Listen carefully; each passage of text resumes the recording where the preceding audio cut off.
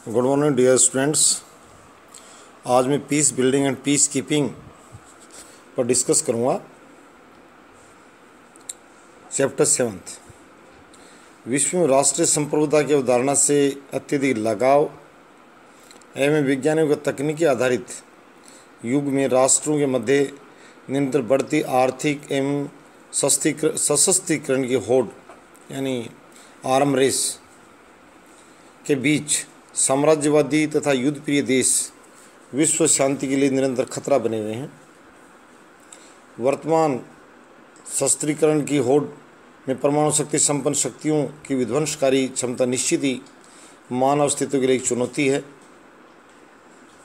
इसलिए राष्ट्रों की बढ़ती ऐसी प्रलयकारी जो शक्ति को मर्यादित करना सुरक्षित, शांतिपूर्ण, उज्ज्वल भविष्य के लिए बहुत आवश्यक हो जाता है। इस प्रलयकारी शक्ति पर लगाम लगाना जरूरी है। इस संदर्भ में संयुक्त राष्ट्र संघ के अंतर्गत संभवतः राष्ट्रों की अंतर्राष्ट्रीय शक्ति को मर्यादित करने का सबसे प्रभावशाली साधन सामूहिक सुरक्षा है, जिसमें विभिन्न राष्ट्र सामूहिक रूप से संगठित होकर संभावित आक्रमणकारी का विरोध करने के लिए तत्पर होते हैं।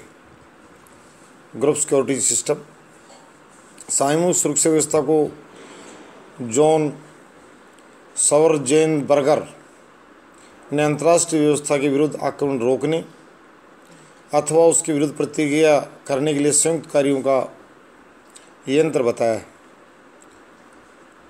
जॉन सॉवरजेनबर्गर ने सामूहिक सुरक्षा को परिभाषित करते हुए कहा है कि आक्रमण रोकने अथवा उसके विरुद्ध प्रतिक्रिया करने के लिए जो संयुक्त कार्यों का यंत्र है वही सामूहिक सुरक्षा है।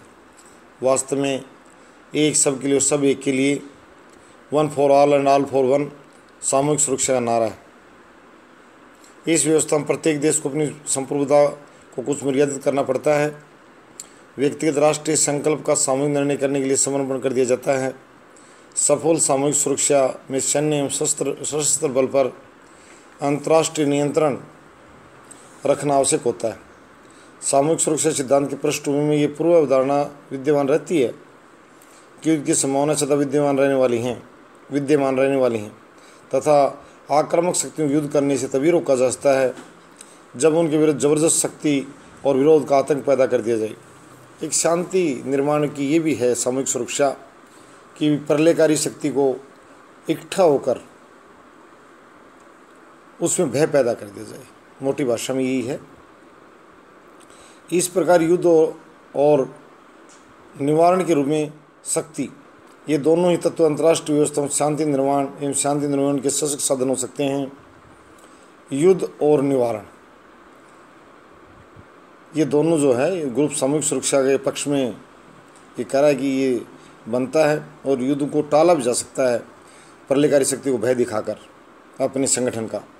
यह स्पष्ट है। तो इस अध्याय में शांति निर्माण के रूप में सामूहिक सुरक्षा की अवधारणा की संयुक्त राष्ट्र संघ के प्रावधानों के अंतर्गत विवेचना के साथ साथ सुरक्षा परिषद के द्वारा शांति निर्माण की भूमिका का भी उल्लेख करेंगे। पीस कीपिंग के लिए सिक्योरिटी काउंसिल ऑफ यूएनओ संयुक्त राष्ट्र संघ के जो सुरक्षा परिषद की जो भूमिका रही है उस पर हम विवेचन करेंगे। यहाँ ये इंट्रोडक्शन बताया मैंने आपको, शांति निर्माण, सामूहिक सुरक्षा, संयुक्त राष्ट्र चार्टर के अंतर्गत सामूहिक सुरक्षा, collective security under the UN charter, अंतर्राष्ट्रीय शक्ति के संतुलन को बनाए रखने के लिए प्रभावशाली साधन सामूहिक सुरक्षा है, जिसमें अलग अलग राष्ट्र सामूहिक रूप से संगठित होकर संभावित हमले का विरोध करने के लिए तैयार रहते हैं। शक्ति संतुलन का लक्ष्य एक देश या कुछ देशों के गुट का विरोध करना, उन पर आक्रमण करना या उनके आक्रमण से अपनी रक्षा करना होता है।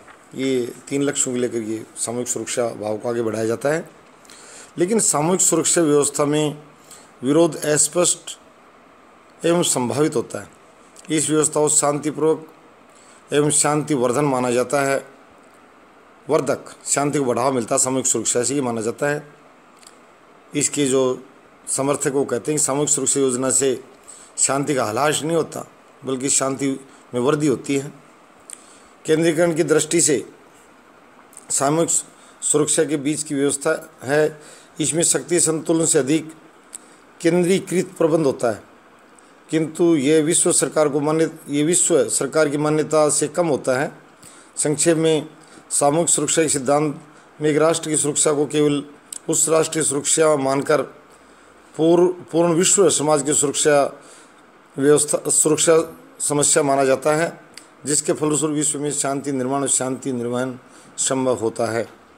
मैं सामूहिक सुरक्षा का अर्थ इसको डिफाइन करूँगा और कलेक्टिव सिक्योरिटी सिस्टम को। Meaning and definitions of collective security. सामूहिक सुरक्षा का अर्थ है देश के लिए किए गए सामूहिक प्रयास। सभी देश अपनी सुरक्षा प्रयासों के प्रति जागरूक रहते हैं। अगर किसी एक देश पर हमला होता है तो सामूहिक सुरक्षा व्यवस्था के अधीन सभी देश एकत्र हो जाते हैं तथा सभी देश संगठित होकर उस समस्या का समाधान करते हैं। विभिन्न विद्वानों ने सामूहिक सुरक्षा की निम्नलिखित परिभाषा दी हैं, जो मोर्गेनथो ने जो इसको डिफाइन किया है, एक सबके लिए और सब एक के लिए, यही सामूहिक सुरक्षा का मूल तत्व है। ये मोर्गेनथो की डेफिनेशन है सामूहिक सुरक्षा के बारे में। और इनिस एल क्लोड के अनुसार सामूहिक सुरक्षा शक्ति संतुलन और विश्व सरकार के बीच की व्यवस्था है। जॉन सौर जेन बर्गर जो कह रहे हैं, उनके अनुसार सामूहिक सुरक्षा स्थापित अंतर्राष्ट्रीय व्यवस्था के विरुद्ध किसी आक्रमण को रोकने अथवा प्रतिक्रिया व्यक्त करने के लिए किए गए संयुक्त कार्यों का यंत्र है। अर्नेस्ट ए ग्रोस के अनुसार सामूहिक सुरक्षा की विरोधी है असुरक्षा, परंतु देशों द्वारा मिलकर किया गया कार्य सामूहिक सुरक्षा नहीं माना जा सकता। और जो शलीचर की परिभाषा है कि शब्दों में सामूहिक सुरक्षा व्यवस्था में एक आक्रमणकारी देश के विरुद्ध अन्य समस्त देश मिलकर शांति स्थापना करने के लिए अपना योगदान देते हैं।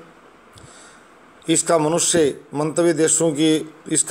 जो मुख्य मंतव्य जो उद्देश्य है वो देशों को युद्धों से बचाना है और इसके असफल होने पर आक्रमणकारी का सामूहिक विरोध करना है। सामूहिक सुरक्षा की सफलता के लिए सदस्य देशों में पारस्परिक विश्वास, उनमें शक्ति का ठीक आवंटन होना आवश्यक है। मोटे शब्दों में सामूहिक सुरक्षा व्यवस्था के समर्थक कहते हैं कि हमारा लक्ष्य संगठित होकर किसी पर हमला नहीं करना है, पर हमलाकारी आक्रमणकारी शक्ति का डटकर मुकाबला करना है, ताकि वो अपने से कमज़ोर या इतर समझ रहे राष्ट्रों, कम शक्तिशाली राष्ट्रों पर हमला करने का साहस न जुटा पाए। पलानो तारेगास के अनुसार सामूहिक सुरक्षा राज्य के किसी समुदाय के आपसी संबंधों का कुलक है, सेट है, जिसमें सभी सदस्य राज्य किसी भी अंतर्राष्ट्रीय संकट के विरुद्ध पारस्परिक सुरक्षा प्रदान करने के लिए सहमत होते हैं। पामर परकिंस का विचार है, सामूहिक सुरक्षा का स्पष्ट अर्थ है शांति खतरों से निपटने के लिए सामूहिक उपाय करना। और चार्ल्स बी मार्शल के अनुसार सामूहिक सुरक्षा एक व्यापक धारणा है, जिसके अनुसार सभी राष्ट्र ऐसे अस्पष्ट से बंधन बंधे रहते हैं कि वे किसी भी अनभिज्ञता राज्य द्वारा पैदा की गई परिकल्पनात्मक घटनाओं के उत्तर में अनिर्दिष्ट कार्य करने के लिए वचनबद्ध होते हैं। जैकब एम एयरटन का विचार है, सामूहिक सुरक्षा का विचार का सारांश ये है कि राज्यों के बीच एक पारस्परिक आश्वासन समझौता है। प्रत्येक राष्ट्र दूसरे सभी राष्ट्रों की सुरक्षा की गारंटी देता है और शायद इसी गारंटी की वजह से दूसरे राष्ट्रों द्वारा किए गए वादों द्वारा उसे अपनी सुरक्षा की गारंटी मिलती है। एक यानी वो भी कहता है कि आप पर संकट के समय आपके साथ है, यानी एक दूसरे को सभी ये आश्वासन देते हैं कि हम मिलकर खतरे से लड़ेंगे, अपनी शक्ति में इजाफा करते हैं। कहना मोटे शब्दों में ये है। क्लोड ने सामूहिक सुरक्षा को शक्ति संतुलन विश्व सरकार के सम्मानित शक्ति प्रतिबंध का एक रूप माना है।